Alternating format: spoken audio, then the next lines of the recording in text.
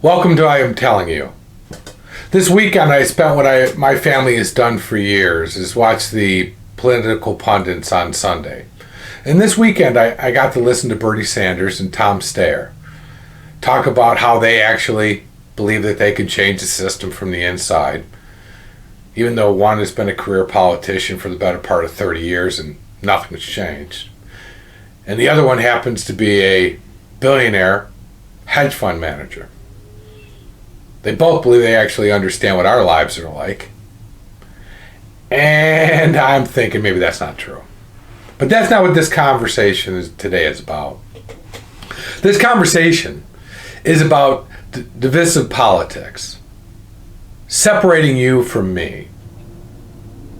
Finding fractional ideas and concepts that splinter us and why it works so well. I'm going to paint you a story. Let's just say that you're a librarian and you're sitting there and in walks a mother and a grandmother and 4 little children. And they begin to have a conversation how you can utilize the system to get more. And you're listening and you're getting more and more angry and upset and frustrated. Because they're basically talking about spending your money. And then a little later you go off to Walmart and you see this woman pull her cart up. And she's got 2 carts and they're piled high with just about everything you could possibly imagine. She whips out her WIC card and pays for the whole thing. Nearly a thought about who was actually paying for it. And you roll your cart up, which was built on a budget, something this person knows nothing about. And you get angry, and you get frustrated, and you talk about it, and it becomes a very visceral response. And I will admit, this lazy, shiftless, no good person who decides to live off the charity of others deserves to be curtailed. But I'm telling you, that's not the person that we really need to worry about. The people we need to worry about are the ones you don't see. The ones that fly in private jets, drive around in limousines, live in places we don't, vacation in places we won't, and live lives that you and I can only imagine what they look like. See, the thing is, the difference is, the first one is in your face. The second one you don't see. And because of that, you don't have the same visceral response about the rich person as you do about that poor person. See, the rich person, they just took $4 trillion from you. That poor girl with the 4 kids and the grandmother, what is she getting out of you a month? $1,000? $2,000? Do the math on how long it takes to divide that in there to figure out what $4 trillion looks like. And that was just the last boondoggle. But see, we don't talk about the rich in the same way, with the same energy and the same visceralness. It's because they're not in front of us. Now, understand, I'm not against man-made wealth. Facebook founder, I'm for. Microsoft founder, excellent job. Amazon founder, wonderful. I love billionaires making new money, making new ideas and concept and moving us forward. What I'm talking about is institutional wealth. I'm talking about people that basically won the birth lottery. Because they were born to the right family. They got a Bentley, a 10-figure bank account, and the real idea and concept that they deserve it. They don't. The reason they don't deserve it is because they're not being good custodians. They're being greedy. And the thing is about wealth that's passed from generation to generation to generation, it becomes lazy. It becomes entitled. Its only real concept and idea is perpetuating that wealth. It's not creating new wealth. It's not creating change. It's not creating a better society. They made, oh, look what we do. We sponsor. Or we give money to a charity. Ultimately, what it comes down to is they want to just be where they are. And I understand that. But that's not our benefit.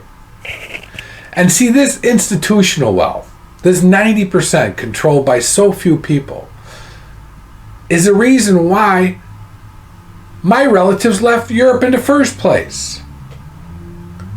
It restricts the mobility of you and I to go up the social ladder.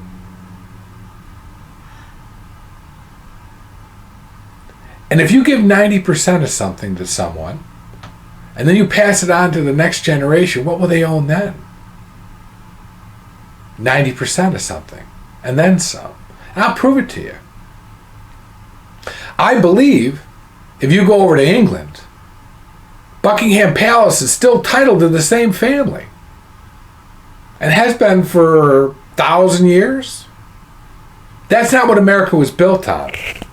See, the thing is that wealth buys control. It buys the political system by buying the politician. It buys the company by buying the board. And the thing is, ultimately, if you already own 90% of everything, what would you want to change? Nothing.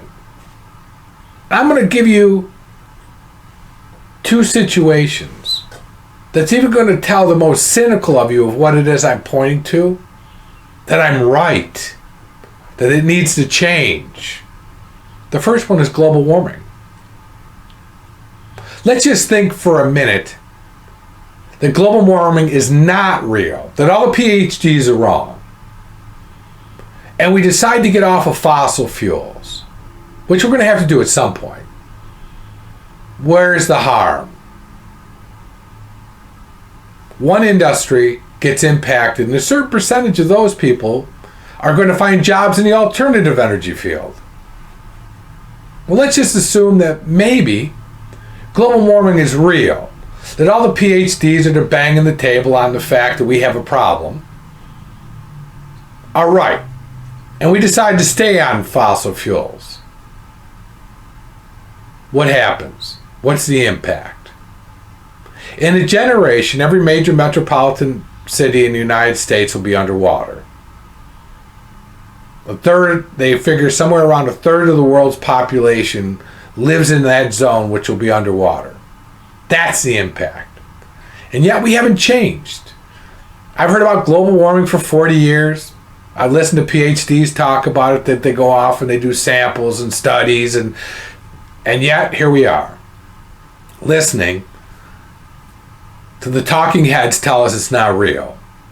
I don't know if I want to take that chance. I don't want to take that chance. But we are, and the answer is why. Because those that have the vested interest, those that have the wealth, don't want it to change. I'll give you another example. My second example is net neutrality.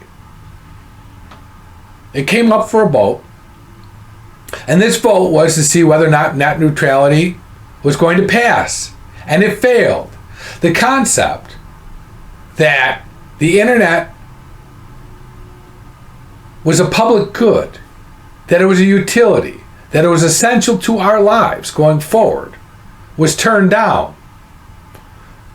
So, in doing so, it gave the right to the people to provide that particular utility the ability to structure how you received, what you received, at which speed you received it, and how much they could charge for you to receive it in the first place.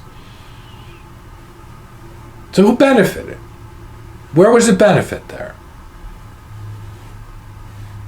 That's right. Those that control the industry are the ones that benefited over 300 million people. So a very finite and small group of people didn't want something to change. And guess what? It didn't. And that's okay. That's all right. I understand. They bought the power. ExxonMobil bought the power. The computer industry bought the power. And I'm telling you, that power has bought our government. So we need to drain the swamp, but we need to start from out here. So I've got two questions for you. What's the minimal amount of time per month you'd be willing to spend on an idea that you thought was worth it? An hour? 2 hours? Don't tell me now, but think about it. The second thing is, do you have the ability to curtail your spending? And I'm not talking about essential food. I'm talking about discretionary spending. Do you have the ability to stop that? If you can find time that you're willing to commit and you can control your discretionary spending, then together, standing up, we can make a difference. We can start to roll back this tidal wave of control, entitlement that's literally taken over our government. And that's what ultimately I want. I don't want to change the government. I love democracy. I don't want to change capitalism. I love capitalism. What I want to do is I want the people that are going to be impacted the most take back their power. Until next time, God bless America.